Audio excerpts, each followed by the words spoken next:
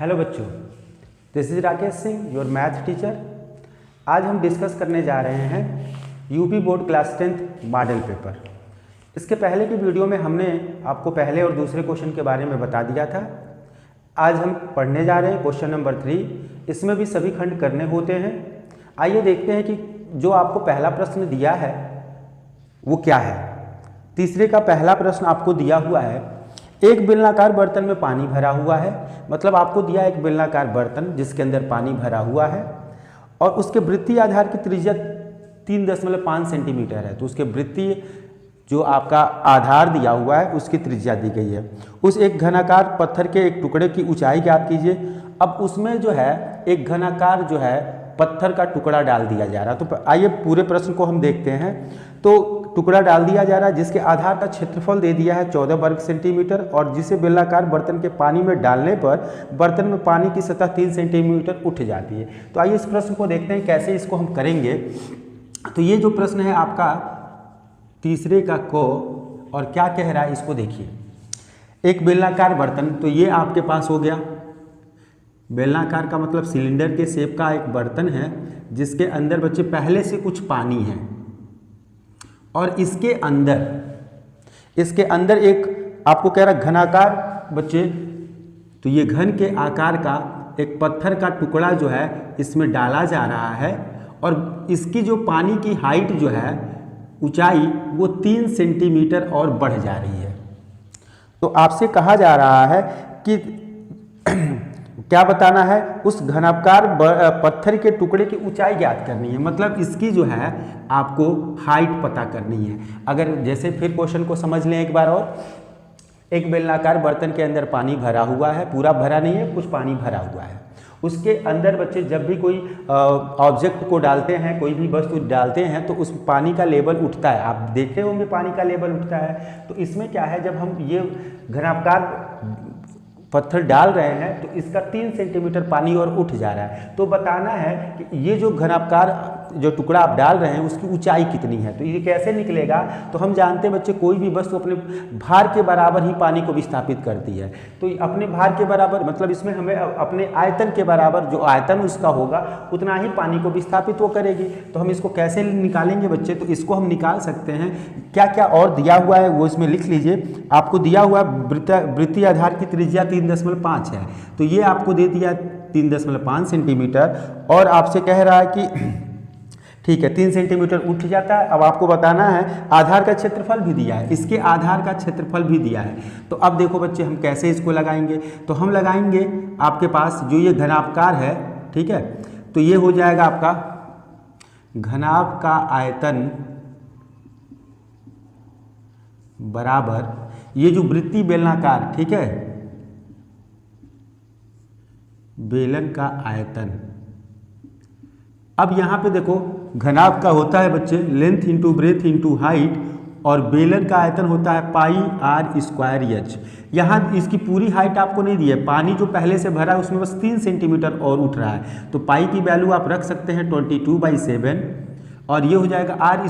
r की value होगी 3.5 और 3.5 और हाइट बच्चे आपको जो है दिया है 3 सेंटीमीटर उठ जाता है।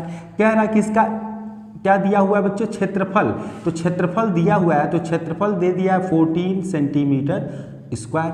तो क्षेत्रफल किसको कहते हैं, लेंथ इंटू ब्रेथ को हम क्या कहते हैं, क्षेत्रफल। ये हो जाएगा आपका क्षेत्रफल और ये हो जाएगा गुणे ऊंचाई। तो यहाँ पे क्षेत्रफल आपको दे दिया है 14 और ऊंचाई आपसे कह रहा है कि आप बताइए। तो ये हो जाएगा 22/7। इसको आप सिंप्लीफाई कर लें 0.5 और ये बच्चे अगर 22 से 22 से इसको 5 से गुणा करोगे तो 22 बचे 110 और ये आपके पास हो जाए 35 तिहाई 105। यहाँ से ऊंचाई जो हो जाएगी वो क्या होगी, तो 11 गुणे 10.5 और ये हो जाएगा 14। ये बच्चे कटेगा आपको पता है किससे, 7 से 7 2 जा और 7 से 1.5 और ये बच्चे इसको आप कट सकते हो दशमलव 2 7 14 1 और 2 5। अब इसका जब मल्टीप्लाई करोगे तो ये हो जाएगा 5 7 5 12 और 8.25 सेंटीमीटर। बच्चे देखिए, तो इसमें जब हम ये घनाभ डालेंगे बच्चे, तो ये घनाभ का जब आयतन आपको पता है कि आयतन के बराबर ही इसका आयतन होगा, तो इसकी ऊंचाई कितनी होगी बच्चे, इसकी ऊंचाई हो जाएगी आपकी 8.25 सेंटीमीटर। आइए अगले प्रश्न को देखते हैं। लिखा है सिद्ध कीजिए बेलन के आयतन का दुगुना। आपको दिया है बेलन के आयतन का दुगुना जो होता है उसके वक्र पृष्ठ और आधार की त्रिज्या के गुणनफल के बराबर होता है। इसमें जो प्रश्न दिया है उसको आप कैसे करेंगे तो देखिए,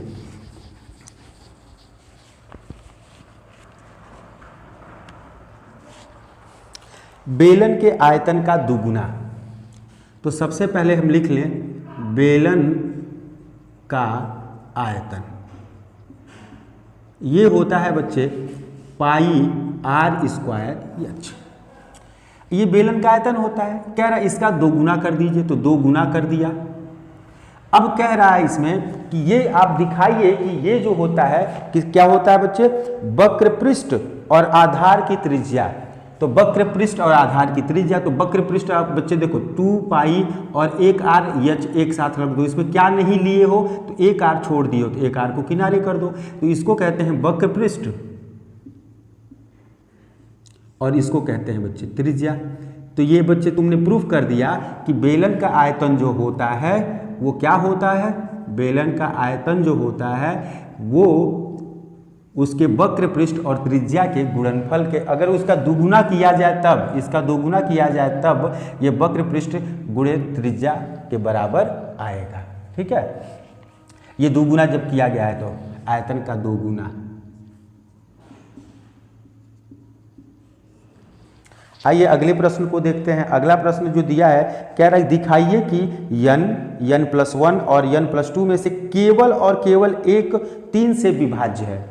इस प्रश्न को अच्छे से आप समझिए क्या कह रहा है। कह रहा है n+1 और n+2 में से केवल और केवल एक जो होता है वो 3 से विभाज्य होता है, जहां n एक धनात्मक पूर्णांक संख्या है। तो अगर हम इसकी बात कर ले बच्चे तो इसमें इसको आपको पता है कि ये जो है पहले चैप्टर से है और इस पहले चैप्टर से तो इसको लगाएंगे कैसे। तो इसमें जो होता है अलग अलग केस आता है। केस कैसे आता है तो इस मैं घोक प्रश्न को कर रहा हूं, तो इसमें इन्होंने लिखा है कि वो क्या होना चाहिए बच्चे, अगर आप देख रहे हैं तो क्या होना चाहिए। तो इसमें आपको दिया हुआ है दिखाइए कि n+1 और n+2 में से केवल और केवल 3 से विभाज्य है, जहां n धनात्मक पूर्णांक संख्या है। तो इसको आप कैसे करने वाले हैं, तो इसको बच्चे आप करने वाले हैं जैसे आप देखे होंगे कि इसमें जो होता है यूक्लिड एल्गोरिथम का जो यूज करते हैं। आप सपोज कर लीजिए, मान लीजिए, माना m और n दो पूर्ण संख्याएं हैं।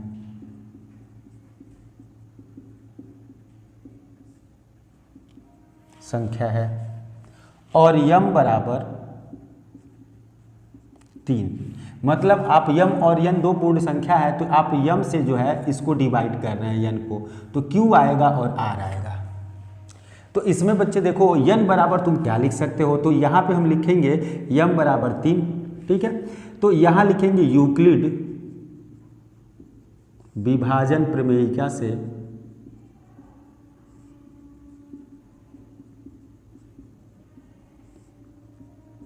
आपको क्या मिलने वाला है, यूक्लिड विभाजन प्रमेयिका से ये हो जाएगा n बराबर mq प्लस r, और जहां r होता है 0 से बड़ा और 3 से छोटा। हमारे n की ये वैल्यू हो गई। अब अगर हम देखें तो ये n बराबर, हमने कहा कि m की जगह पे हम 3 ले लेंगे, तो 3 ले लिया और ये r हो गया, और 0 से बड़ा और ये हो जाएगा बच्चे 3 से छोटा। यहाँ पे बच्चे हम क्या लिखते हैं, यहाँ पे 3 अभी नहीं लिख देंगे, बल्कि m से डिवाइड कर रहे हैं तो m से ये छोटा होगा। अब m की वैल्यू 3 है तो ये हो गया। अब यहाँ अगर हम देखें तो शेषफल क्या क्या हो सकते हैं। शेषफल जो है, अगर हम किसी भी नंबर को 3 से डिवाइड कर रहे हैं, विभाजित कर रहे हैं, तो 0, 1, 2 यही होगा। तो n बराबर होगा 3q, जब 0 रखोगे, जब 1 रखोगे तो 3q प्लस 1, और जब 2 रखोगे तो 3q प्लस 2। ये n की वैल्यू आ गई। क्वेश्चन में कह रहा था आपसे क्वेश्चन में क्या कह रहा है बच्चे, n+1 और n+2 में से कोई एक ही विभाजित होगी। तो इसको हम बच्चे देख लेते हैं, ये दशा 1 ले लेते हैं। अगर ये दशा 1 है तो इसमें हम क्या लिखेंगे बच्चे, देखिए हमें कह रहा था कौन से 3 नंबर दिया है, हमको दिया है n+1 और n+2, ये 3 नंबर है। n की इसमें से कोई भी वैल्यू में n की ये वैल्यू लूंगा तो इन तीनों में से कोई एक ही ऐसा होगा जो विभाजित होगा। ठीक है, तो वो कैसे विभाजित होगा तो वो देख लेते हैं। अगर हम बात करते हैं तो n की जगह पे हमको 3q, n की जगह पे बच्चे हमको 3q लेना था, हमने n की जगह पे 3q ले लिया। अब देखो इन तीनों में से कोई एक ही संख्या होगी जो 3 से विभाजित होगी। इसमें से अब क्या होगा, स्पष्टतः n बराबर जो है 3q 3 से विभाजित होगी।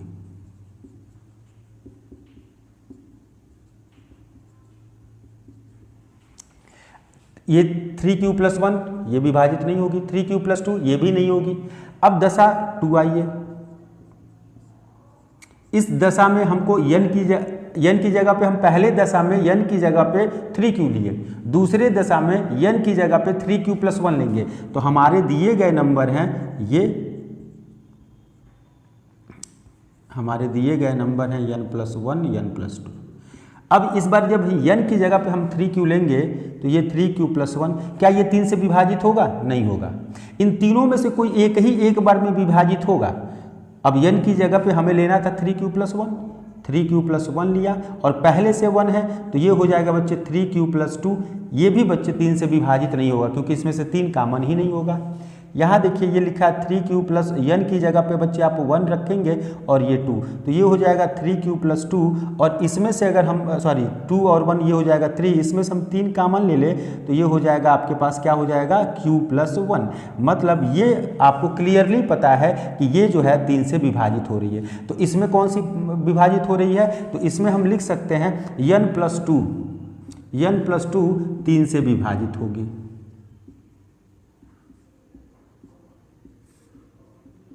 अब तीसरे केस में अगर हम बात करें तो तीसरे केस में जो दशा 3 होगा वो क्या होगा? तो दशा 3 में n की जगह पे तुमको रखना है 3q + 2, इसमें n + 1 n + 2। अब यहाँ पे मैंने रखा n की जगह पे 3q + 2, ये 3 से विभाजित नहीं होगी। यहाँ रखूँगा 3q + 2 और +1 तो ये हो जाएगा 3q + 3 और इसमें 3 कॉमन हो जाएगा तो ये 3q + 1। तो ये बच्चे 3 से विभाजित होगी। और ये देख लो ये हो जाएगा 3q + 2 + 2 तो ये हो जाएगा आपके पास 3q + 4 और ये भी बच्चे विभाजित नहीं होगी। तो ये कह रहा था प्रश्न में कि n की अगर किसी नंबर को कह रहा है 3 से विभाजित हो जाए तो 3 से विभाजित होने के लिए आप क्या दिखाएंगे कि हमारे पास यही कंडीशन बनेंगे। 0 1 2 3 से किसी को विभाजित करोगे तो वह n की जगह पे 3q लिख सकते हो, 3q + 1 लिख सकते हो, ये लिख सकते थे। अब जब 3q लोगे तो इनमें से कोई एक ही विभाजित होगी, तो ये विभाजित हुई है। जब 3q + 1 लोगे तो इन्हीं तीनों में से कोई एक होगी दूसरी, तो इसमें ये विभाजित हुई। जब 3q + 2 लोगे तो ये विभाजित नहीं हुआ, ये नहीं हुआ, ये वाला विभाजित हुआ है। तो यही प्रश्न था आपका। अब आइए हम देखते हैं, लिखा हुआ है कि अनुपात दिया हुआ है और इसकी तुलना करके आपको बताना है कि ये जो है निम्न समीकरण युग्म द्वारा निरूपित रेखाएं एक बिंदु पर प्रतिच्छेद करती हैं, समांतर हैं अथवा समपाती। तो यहाँ पे हमको तुलना करके बताना है बच्चे कि रेखाएं जो है हमारी कैसे होंगी।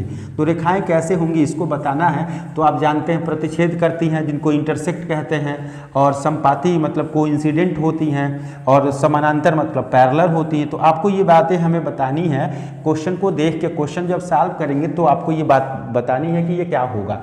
तो इसके घो प्रश्न को अगर हम देखते हैं तो ये क्या है, इसमें प्रश्न आपको दिया हुआ है, दिया है 6x - 3y + 10 = 0, और दूसरा आपको समीकरण दिया है 2x - y + 9 = 0। तो अब यहाँ पे बच्चे देखो इन दोनों के कोफिशिएंट की तुलना करना है। मतलब यहाँ पे a1 की जो वैल्यू है वो है 6, b1 की वैल्यू है वो है -3 और c1 की वैल्यू है वो है 10। यहाँ a2 जो है वो आपके पास 2 है, b2 जो है वो आपके पास -1 है और c2 जो है वो आपके पास 9 है। अब इसका तुलना करना है तो यहाँ से हो जाएगा a1/a2 = b1/b2 = c1/c2। अब ये मुझे तुलना करना है बच्चे, तो ये बताना है कि इसमें से कौन सी कंडीशन आएगी। तो यहाँ बच्चे देखो ये = आएगा तो अलग होगा, नॉट इक्वल आएगा तो अलग होगा। तो ये अभी मुझे बताना, ये हमारा अभी क्वेश्चन मार्क में है। अब ये देखते हैं क्या कंडीशन दे रहा है। तो आप यहाँ से निकाल के देख लीजिए, A1/A2 जो है वो हो जाएगा 6/2। तो 6/2 का मतलब ये आपके पास आ जाएगा 3/1। मतलब A1/A2 की वैल्यू आ गई 3/1। B1/B2, तो B1/B2 जो है -3 और -1 माइनस कैंसिल आ गया 3/1। मतलब ये जो बीच में जो साइन है वो इक्वल टू ही रहेगा। हमको इसमें पहले से कंपेयर करना था कि ये क्या होगा, तो ये दोनों इक्वल हो गए। अब आइए इन दोनों के बीच रिलेशन देख लेते हैं। तो C1/C2 इज इक्वल टू 10 आपका ये 10 है और 10/9। तो ये बच्चे क्या हो गया, नॉट इक्वल टू। तो अगर इसका पूछा जाए सॉल्यूशन कैसा है तो नो सॉल्यूशन, मतलब कोई सॉल्यूशन नहीं होता है। लेकिन पूछा जा रहा कि ये रेखाएं एक दूसरे से कैसे रिलेटेड है, तो ये रेखा, ये जो कंडीशन होती है, तो ये जो कंडीशन होती है किसकी होती है, पैरेलल की। ये रेखा ऐसे बनेगी, दूसरी रेखा ऐसे बनेगी। तो यहाँ पे आपको क्या मिल रहा है कि A1/A2 is equal to B1/B2 is not equal to C1/C2। अतः जो रेखाएं होंगी वो कैसी होंगी, तो रेखाएं जो होंगी वो समानांतर होंगी।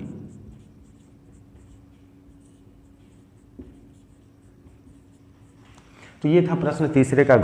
अब आइए देखते हैं प्रश्न नंबर 4। वो क्या है प्रश्न नंबर 4? तो प्रश्न नंबर 4 है बच्चे, इसमें भी सभी खंड आपको करने हैं और आपको दिया गया है सूत्र का प्रयोग करते हुए समीकरण का हल बताइए। तो आपको सूत्र का प्रयोग करना है और समीकरण का हल बताना है। तो वो आप कैसे बताएंगे, तो आप देखिए सूत्र में किसका यूज किया जाता है बच्चे, श्रीधराचार्य फार्मूले का यूज किया जाता है। और श्रीधराचार्य फार्मूला आपको पता होगा, 6x² - 7x - 5 is equal to 0। ये आपको दिया हुआ है। ये कह रहा है इसमें सूत्र का प्रयोग करना है। तो सूत्र आपके पास सबसे पहले a की वैल्यू 6, b की वैल्यू -7 और c की वैल्यू आपके पास -5। जो सूत्र होता है वो क्या होता है, तो ये होता है बच्चे x is equal to -b plus minus √b² - 4ac/2a। तो यहाँ हो जाएगा -b और ये -7 प्लस माइनस करड़ी में आपको b का स्क्वायर दिया है, b की जगह पे -7 इसका स्क्वायर कर दोगे और ये हो गया -4, a की जगह पे 6 है और c की जगह पे -5 है और अपान 2a, तो 2 × 6। यहाँ हो जाएगा 7 और प्लस माइनस यहाँ हो जाएगा -7 का स्क्वायर 49 और ये हो जाएगा 4 से 24 25 120 और ये आएगा प्लस में और ये हो जाएगा 12। यहाँ हो जाएगा 7 प्लस माइनस रूट में 169/12। यहाँ हो जाएगा बच्चे 7 प्लस माइनस रूट 169 का जो वैल्यू होता है वो 13 होता है, आप डिवाइडेड बाई 12। अब यहाँ से दो साइन आपको दिए गए हैं, एक है प्लस एक है माइनस। तो आप जो है इसमें क्या करेंगे, पॉजिटिव मतलब धनात्मक साइन लेने पे, तो धनात्मक जो होगा धनात्मक चिन्ह लीजिए। धनात्मक चिन्ह लेने पर तो जो धनात्मक चिन्ह आप लेंगे तो ये हो जाएगा 7 प्लस 13/12। तो ये आपके पास हो जाएगा 20/12। 4 5 जा और 4 3 जा, ये जब आप काट देंगे तो एक x की वैल्यू आ गई 5/3। दूसरा बच्चे इसमें ऋणात्मक लेंगे। तो ऋणात्मक जब लेंगे तो देखिए क्या होगा, तो यहाँ हो जाएगा x इक्वल टू 7 माइनस 13/12। तो ये हो जाएगा -6/12 और ये आ जाएगा -1/2। तो एक बार x की वैल्यू आ गई आपके पास 5/3, दूसरे बार x की वैल्यू आ गई -1/2। अब अगले क्वेश्चन को देखते हैं, चौथे का ख। ये देखिए यहाँ पे मैंने लिखा नहीं है, ये आपका प्रश्न जो है वो है चौथे का को। अब आइए हम ख देखते हैं क्या है।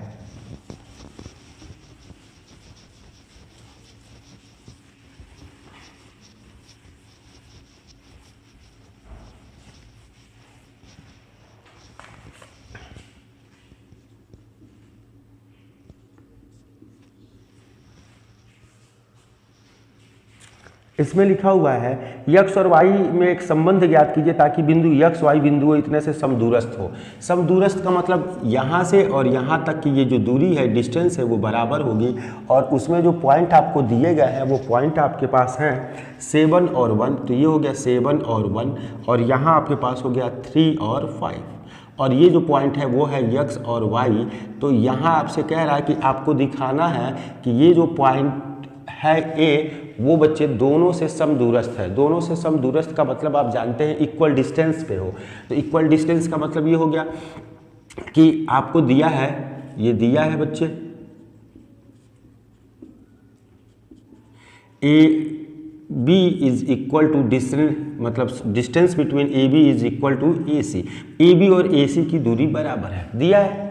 तो ए बी का जो दोनों के फार्मूले में करड़ी आता है, करड़ी को हटाने के लिए, स्क्वायर रूट को हटाने के लिए हम क्या करते हैं, स्क्वायर करते हैं। तो ये हो जाएगा ए बी का स्क्वायर इक्वल टू ये हो जाएगा ए सी का स्क्वायर। तो यहाँ जब हम फार्मूला लिखेंगे तो वही लिखेंगे आपके पास x2 माइनस x1 का whole square plus y2 minus y1 का whole square is equal to ये हो जाएगा, फार्मूले चेंज नहीं होते इसलिए फार्मूले आप वही लिखेंगे, और ये हो जाएगा y2 माइनस y1 का होल स्क्वायर। अब यहाँ से बच्चे आप इसमें सपोज कर लीजिए ये आपके पास x2 है और ये आपके पास y2 है। यहाँ से पहली बार ये x1 y1 ये ले लीजिए, और दूसरी बार बच्चे जब AC को सॉल्व करेंगे तो ये ले लेंगे x1 और y1।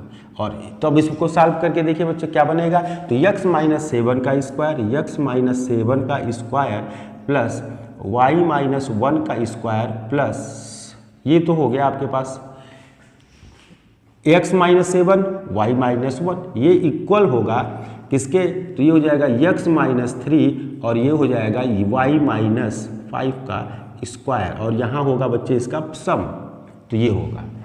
अब इसको सॉल्व कर लें तो a माइनस बी का होल स्क्वायर हम जानते हैं a square plus b square minus 2ab plus यहाँ हो जाएगा a square plus b square minus 2ab, और ये हो जाएगा आपके पास a square plus b square और ये हो जाएगा माइनस 6y, और यहाँ हो जाएगा a square plus b square मतलब 25 माइनस 2ab मतलब 10y। अब सबको बच्चे देखो x square y square x square y square से कैंसिल, यहाँ हो जाएगा आपके पास माइनस 14x, इस x को लेके जब आएंगे बच्चे तो यहाँ x होगा और ये बच्चे आ जाएगा यहाँ तो प्लस 6x।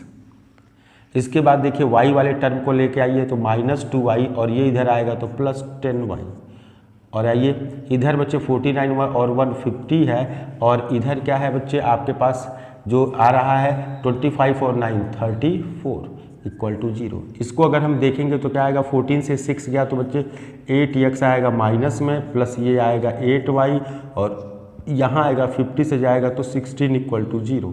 ये सभी नंबर बच्चे 8 के टेबल से आते हैं, तो इसको हम डिवाइड कर देंगे बच्चे -8 से। जब -8 से, क्योंकि आगे माइनस है तो वो अच्छा नहीं लगता, तो आप माइनस हटा सकते हैं। आप ऐसा नहीं है कि जरूरी है -8 से, तो क्या होगा, ये हो जाएगा माइनस, ये हो जाएगा x और ये हो जाएगा y, और यहाँ से जो आपके पास होगा वो हो जाएगा -2 इज इक्वल टू 0। तो ये क्या हो गया, इसमें रिलेशन हो गया। ठीक है, अब चौथे के ख के बाद जो है हम देखेंगे चौथे का ग, और चौथे का ग क्या है, तो इसमें दिया है किसी त्रिभुज ABC की भुजा BC पर एक बिंदु D इस प्रकार स्थित है कि ADC तथा DAC है, दर्शाइए कि CA square equal to CB into CD। तो इसको लाइए देखते हैं क्या है।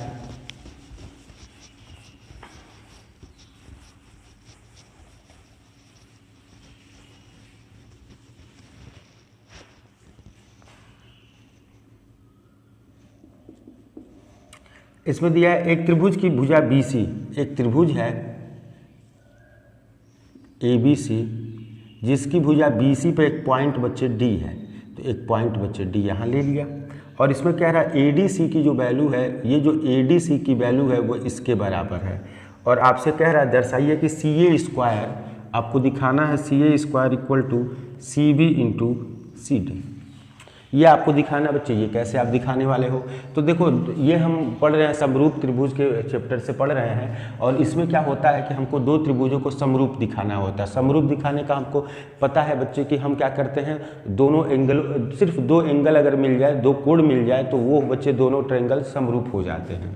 तो हम देख लेते हैं बच्चे, इसमें एक बातें तो पहले से दी गई हैं। क्या है बच्चे, दिया क्या है, तो आपको दिया गया है, दिया है इसमें कि एंगल BAC वो बराबर है एंगल, ठीक है, ADC से।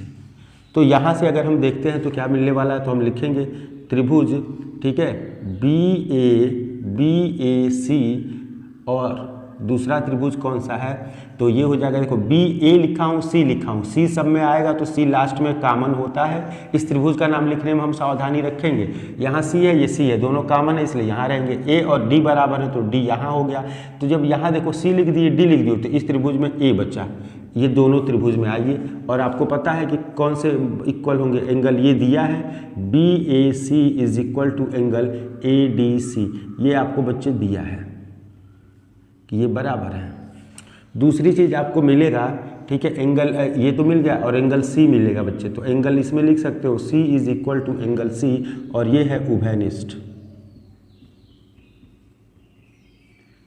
तो यहाँ से बच्चे कोण और कोण समरूपता से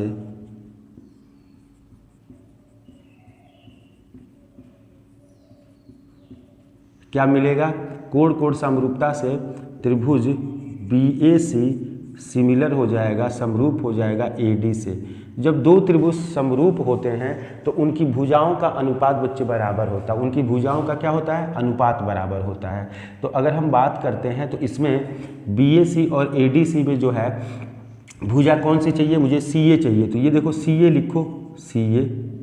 अब जब CA लिखे तो इसको तुम लिख सकते हो CD, वो बराबर होगा, यहाँ भी बच्चे CA है, तो ये CA कब आपको मिलेगा, ये CA तभी मिलेगा जब आप BC का यूज करेंगे या CB का यूज करेंगे। यहाँ से CA और CA का तो तुम अगर क्रॉस मल्टीप्लाई कर ले रहे हो तो ये हो जाएगा CB इंटू CD, यही तुमको प्रूफ करना था, CB इंटू CD। ये चौथे का घ हो गया। आइए चौथे के घ के बारे में बात करते हैं कि चौथे का घ क्या है।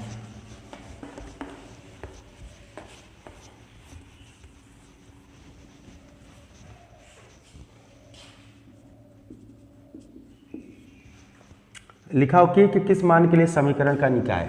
आपको दिया है समीकरण kx + 2y = 5 और दूसरा दिया है बच्चे 3x + y = 1। पहला कह रहा है अद्वितीय हल हो, अद्वितीय हल हो, और दूसरा कह रहा है बच्चे कोई हल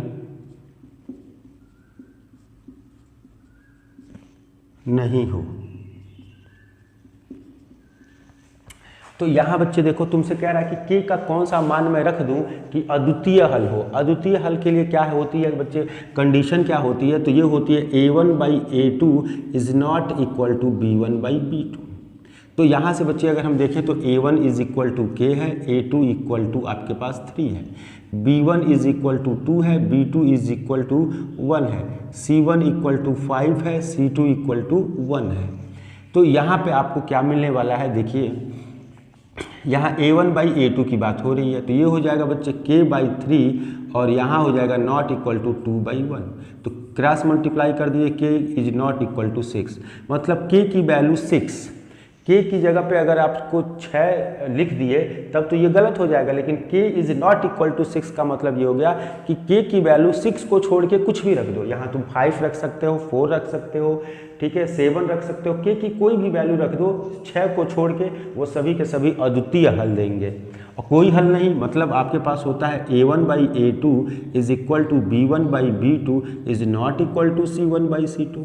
तो यहाँ से बच्चे आपके पास फार्मूले में तो है ही, a1 की वैल्यू है आपके पास k, a2 की वैल्यू है 3, b1 की वैल्यू है 2 और इसकी वैल्यू 1 है।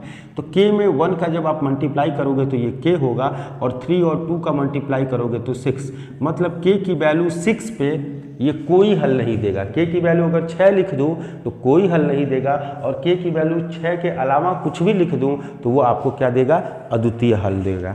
आइए हम देखते हैं 5वें प्रश्न में क्या दिया हुआ है। 5वां प्रश्न,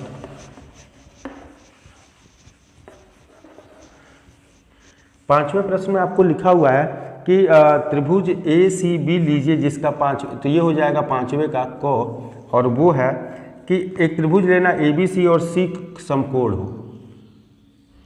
तो ये मैंने C समकोण, और ये हो जाएगा A और B। आपको यहाँ से दिया AB की वैल्यू 29 और यहाँ से दिया है इसकी वैल्यू 21, और ABC ये दे दिया है थीटा। और आपसे कह रहा है कि आप बताइए cos square plus sine square. तो पहले इसमें एक चीज़ बाकी है, उसको निकाल। कोण के ठीक सामने जो होता है वो होता है लंब। तो हम लंब पहले निकाल दें। तो लंब बराबर हमारा डायरेक्ट अगर हम फार्मूले की बात करें तो करड़ी में बच्चे कर्ण का वर्ग होता है और माइनस आधार का। तो यहाँ बच्चे कर्ण हो जाएगा 29 का स्क्वायर और ये हो जाएगा 21 का स्क्वायर। इसकी बात करेंगे तो 841 और इसकी बात करेंगे तो 441 और ये आ जाएगा बच्चे 400 रूट में और इसकी वैल्यू हो जाती है 20। तो ये जो लंब आया है वो आ गया बच्चे आपके पास 20। तो लंब की वैल्यू आ गई बच्चे 20। अब आपको क्या निकालना है इसमें, जब लंब निकल गया तो आपसे कहा है कि कॉस थीटा और साइन थीटा की वैल्यू बताइए।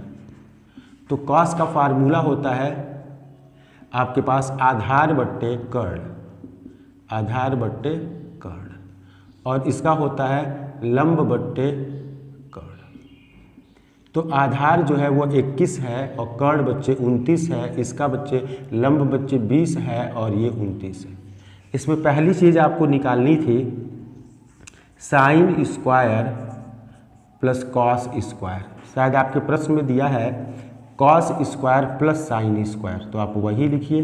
कॉस की वैल्यू बच्चे ये हो जाएगा 21 का स्क्वायर, 21/29 का स्क्वायर और ये हो जाएगा 20/29 का स्क्वायर।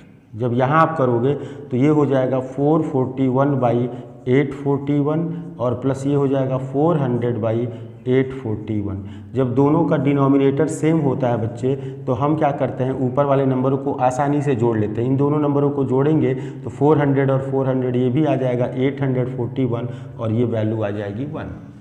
दूसरी चीज़ आपको निकालनी थी इसका दूसरा पार्ट कि cos square minus sine square theta. तो यहाँ हो जाएगा बच्चे 21 कॉस स्क्वायर की वैल्यू जो होगी आधार 21 ही आई है और ये आपके पास हो जाएगा cos square minus sine square आपको निकालना है। तो कॉस स्क्वायर की वैल्यू जो हो जाएगी आपके पास 21/29 का स्क्वायर और माइनस कर देंगे 20/29 का स्क्वायर। तो यहाँ से हो जाएगा बच्चे 441/29 और यहाँ हो जाएगा 400/29 और यहाँ से बच्चे ये वैल्यू निकालेंगे, सॉरी 29 कह रहा हूँ, यहाँ पे इसका जो वर्ग आप करेंगे तो ये हो जाएगा 841 और 841। तो ये हो जाएगा 841 और ये 441 से आप निकालोगे तो आएगा बच्चे 41। तो ये जो चीज़ें हैं आपकी आ जाएंगी। तो ये पाँचवें का मैंने क किया, आप ख देखिए क्या है। तो खो बच्चे आपको पता है कि खो वाला जो क्वेश्चन है वो आपको ज्यामिति रचना से दिया है, कंस्ट्रक्शन से दिया है। तो इसको कैसे करेंगे, तो आपने इस प्रश्न को पढ़ा होगा, ये सब आसान प्रश्नों में से आते हैं। तो इसको करने का क्या तरीका होगा, इसको करने के लिए आपको क्या करना होगा ये ध्यान दें। तो इसके लिए आपको लिखा है 5 सेंटीमीटर की, अब देखो लिखा है जो वृत्त की स्पर्श रेखाएं हैं वो 60 डिग्री का कोण बनाती हैं। पहले एक रफ की बात कर लें, ये 60 डिग्री का एंगल बना रही हैं बच्चे, ये 60 डिग्री का एंगल बना रहे हैं। तो ये पता नहीं कि ये 60 डिग्री कहाँ होगा और ये बच्चे ये लाइन यहाँ से ड्रा होगी कि यहाँ से, मतलब यहाँ के 60 के बारे में हमारे पास कोई इन्फॉर्मेशन ऐसी नहीं है कि हम कहाँ से बना दें। तो इसके लिए हमको इसके सेंटर पे बनने वाले कोण के बारे में पता करेंगे। हम जब तक ये जब निकाल लेंगे बच्चे, ये एंगल निकाल लेंगे तो हमारे पास इसका आधार है। हम किसके ऊपर बनाएंगे, तो त्रिज्या के ऊपर बना देंगे। तो हमको सबसे पहले बच्चे अगर हम बात करें तो आधार पे जो कोण बनते हैं उनका जो सम होता है, ठीक है, तो ये हो जाएगा केंद्र पर बना कोण, केंद्र पर बना कोण। तो केंद्र पर जो कोण बनेगा 180 में से हम 60 को माइनस कर देंगे, वो हो जाएगा 1/20। अब सबसे पहले 5 सेंटीमीटर की एक त्रिज्या लीजिए। तो त्रिज्या आपने 5 सेंटीमीटर की ले ली, तो ये तो हो गया आपका 5 सेंटीमीटर। अब कह रहा है 120, केंद्र पर कितने का कोण बनेगा 120। तो ये बच्चे यहाँ से आप बनाओगे तो ये 60, ये 120, ये जो है 120। अब हम जानते हैं कि वृत्त की त्रिज्या और स्पर्श रेखा के बीच बनने वाले कोण 90 डिग्री होते हैं। तो यहाँ पे हम बना देंगे बच्चे 90 डिग्री का कोण। आपको पता होगा 90 डिग्री का कोण कैसे बनाते हैं, तो आप वहाँ बना लेंगे। और ये बच्चे पहला आर्क दूसरा, इसके बाद ये बनता है, तो ये आपका बन गया। तो ये 90 है, ये 90 है, तो ऑटोमेटिक ये क्या आएगा 60। तो ये बच्चे पाँचवें के ख का रफ डायग्राम आपको मैंने बताया है, जो कि आप बना लीजिएगा। आगे देखते हैं, इसमें दिया हुआ है गौ।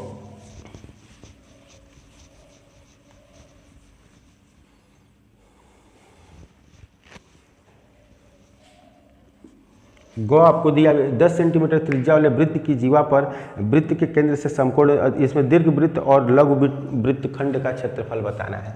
आपको दिया है बच्चे एक त्रिभुज वृत्त दिया है और इसमें बच्चे इनकी त्रिज्या दे दी गई है 10 और 10 और इनके बीच जो कोण बन रहे हैं वो हैं आपके 90 डिग्री के। तो आपको बताना है बच्चे ये लघु वृत्त खंड का एरिया, जिसको हम कहते हैं सेगमेंट। इसको क्या कहते हैं? सेगमेंट। तो सेगमेंट का एरिया अगर आपको निकालना है तो इसके लिए बच्चे अलग अलग फार्मूले भी होते हैं, लेकिन एक आराम से फार्मूला हम सबसे पहले इसका हम निकाल सकते हैं कि ये जो आपको सेक्टर बना हुआ है इसका एरिया, ठीक है। तो हमको निकालना होगा लघु वृत्त खंड का, लघु वृत्त खंड का एरिया का क्षेत्रफल। तो इस क्षेत्रफल को निकालने के लिए हम क्या करेंगे कि ये जो पूरा आपको सेक्टर बना हुआ है ओ ए बी, तो हम लिखेंगे ओ ए बी का क्षेत्रफल, उसमें से हम माइनस कर देंगे त्रिभुज ओ ए बी का क्षेत्रफल, इसका माइनस कर देंगे, इसका भी क्षेत्रफल ही माइनस कर देंगे। तो यहाँ पे जो होगा इसका फार्मूला होता है theta by 360 minus theta by 360 pi r square. तो थीटा की वैल्यू 90 है, ये हो जाएगा 360, पाई की वैल्यू 3.14, आर की वैल्यू आपको कह रहा है कि 10 है, तो 10 × 10।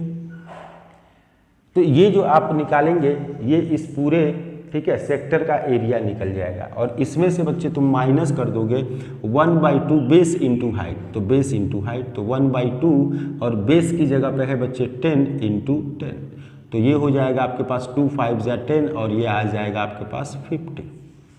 यहाँ से देख लेते हैं बच्चे, ये हो जाएगा आपके पास 9 1 जा 9, 9 4 जा 4 से बच्चे ये 2 2 जा 2 5 जा और फिर ये बच्चे आपसे कट गया 5 टाइम, तो ये हो जाएगा आपके पास 25 × 3.14 और ये हो जाएगा -50। यहाँ से हो जाएगा 25 चौको 100, 10 हुआ, 25 से कहीं 25 और 10 35, 3 हुआ, 25 3 75, 3 78 -50।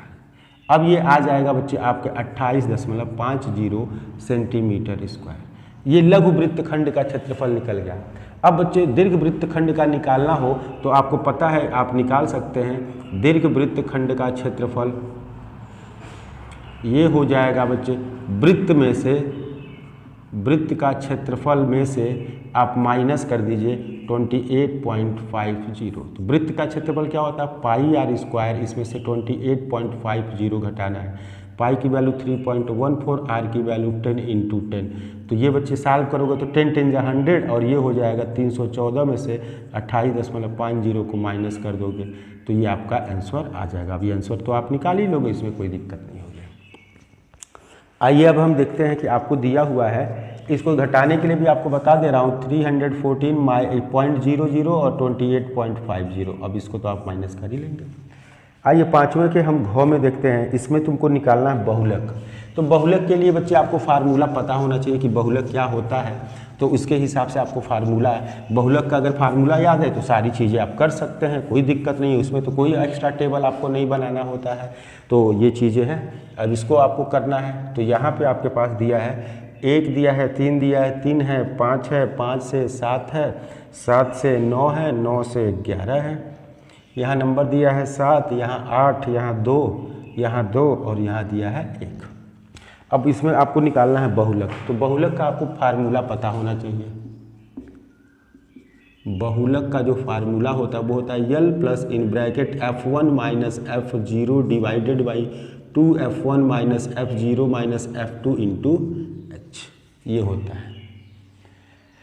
अब यहाँ से अगर हम देखें तो सबसे पहले मुझे L चाहिए, तो हमको पता है जो सबसे बड़ा नंबर होता है उसको हम बच्चे सर्कल कर लेते हैं और यहाँ से बच्चे ये L निकलता है और ये होता है F1 ये बच्चे F0, ये तीनों F होते हैं, पहले ये जान लीजिए, तीनों फ्रीक्वेंसी के टेबल के हैं। और यहाँ होता है ये नंबर 0, ये 1, ये 2। तो यहाँ आपको क्या करना है, आपने सारी वैल्यू निकल गई, बस एक हाइट है, तो हाइट क्या होगी 9 से 11 2 की। हम सबसे पहले हम क्या करते हैं बहुलक में बड़े वाले नंबर को सर्कल करके 3 बार इसके ऊपर और नीचे फ्रीक्वेंसी लिख देते हैं, 0 1 2 ये नंबर होते हैं और ये L ये हो गया। L आपको दिया हुआ, L कितना है आपके पास, तो L 3 है और F1 की वैल्यू आपके पास 8 - 7 डिवाइडेड बाई 2F1, इसका डबल करो तो डबल करो कितना होगा 16 - 7 - 2 इंटू आपके पास आ जाएगा 2, तो ये हो जाएगा 3 + 1 और यहाँ 16 - 9 इंटू 2, यहाँ हो जाएगा 2 × 1 = 2 और ये हो जाएगा 7, ये हो जाएगा आपके पास 3 और इसको डिवाइड कर दो तो कितना होगा 0.7 2 × 14, 6 हुआ 7 8 × 56, ये हो जाएगा 3.28। तो ये इसका क्या हो गया बच्चे बहुलक। ये कैसे पता चलेगा इसका आंसर सही है, तो इन दोनों का रेंज है आपको 3 to 5, आपका आंसर 3 और 5 के बीच में आ रहा है, इसलिए इसका आंसर ये क्या है सही है। तो अब बच्चे हमें जो आपके पास 5 क्वेश्चन हो गए, अब जो हम करेंगे क्वेश्चन नंबर 6 और 7 वो बच्चे हम अगले वीडियो में करेंगे, और तब तक आप लोग इस वीडियो को बच्चे लाइक करें, शेयर करें और सब्सक्राइब कर दें, ठीक है। ज़्यादा से ज़्यादा लोगों को बताएं इसके बारे में। Thank you.